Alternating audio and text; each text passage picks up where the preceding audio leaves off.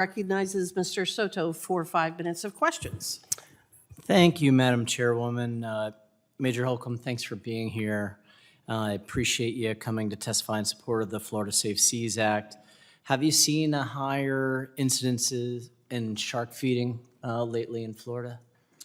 Thank you for the question, and thank you for your work on this bill. We do appreciate it. The question was more shark feeding. Yeah, have you seen a high incidence of that? Obviously, that's what we've heard anecdotally, but you're on the front lines of it. So we're constantly working on education. You know, we do see shark feeding, and we do try to have a pretty strong campaign to educate the public and divers the importance of not doing that, enticing sharks with food. Obviously, we know that there's obvious dangers. Anytime you encounter any wildlife, particularly sharks in the water, you're enhancing the risk of a shark attack. So we try to have a heavy educational campaign on that, and I think we've done a good job reaching out to the public through social media, through outreach events, and things like that.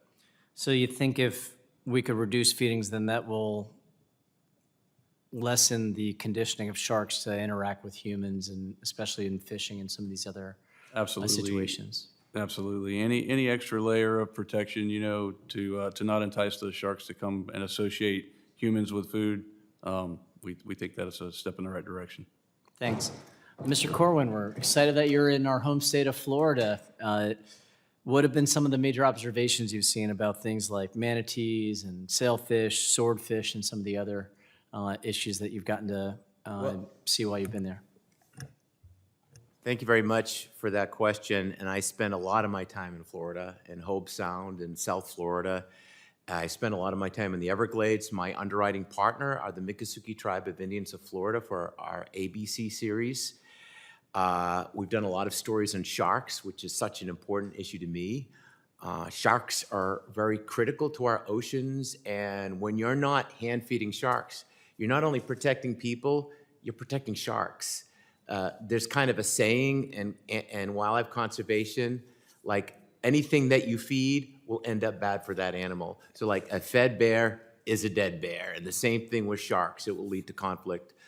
I have hope for manatees because of the work I've done with the conservationists in Florida. I just finished a big project with the Florida Fish and Wildlife Conservation Commission, their leadership team on manatee conservation. And I have hope because we need that hope, because the manatee population is in trouble. I think right now it's probably around 6,000 or 7,000 animals. It's because of the ESA and the Marine Mammal Protection Act that they have that crossover conservation opportunity between those policies.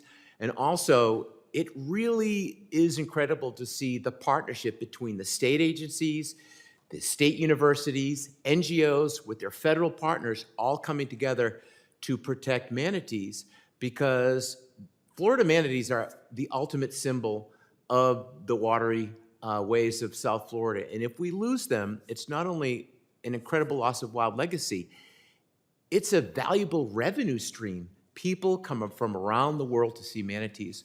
Florida is the gateway adventure for people of all economic levels. Not everyone's going to go on a safari. Not everyone's going to go to see China and panda bear.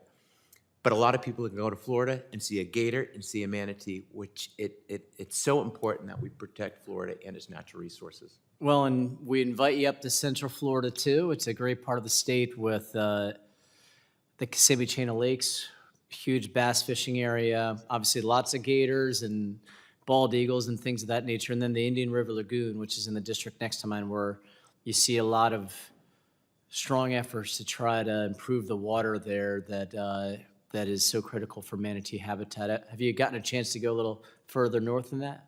I was just there. So I was working with this really cool project trying to save freshwater turtles from the impact of invasive species. As you know, invasive species are a world of hurt for South Florida. If you go to the Everglades, half the fish you're going to catch are from somewhere else. There'll be tilapia, there'll be cichlids, there'll be Oscars. So, and in that part of the region, we have challenges with water issues. And the biggest lesson I've learned in Florida is that it's all interconnected. What you do in a lake is going to affect a coral reef. And in Florida today, the only coral reefs in North America are in Florida, and less than 5% survive in an ecosystem that sustains 70% of all of marine life.